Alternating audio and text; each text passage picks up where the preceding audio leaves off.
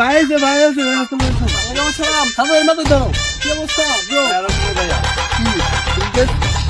আরে ওই যে সামনে একটা জমি আছে না সেটা কিনবো চলো মনের জমিটা কিন্তু বিক্রি করবো কাস্টমার দেখিস।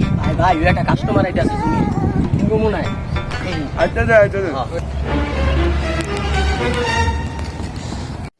ভাই আপনার জমিটা নাকি বেচবেন? জমি তো বিক্রি করবো, আপনি কি নিবেন জমি?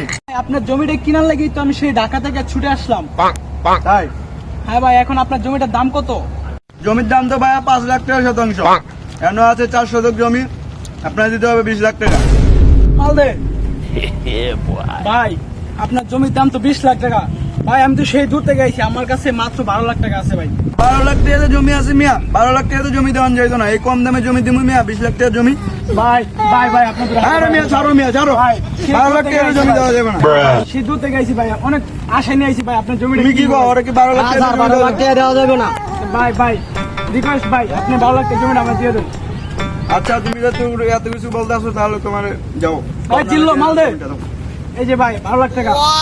এটা ঠিক আছে? হ্যাঁ ঠিক আছে হ্যালো ভাই, এখন থেকে জমিটা আমার। আচ্ছা তোমার জমি।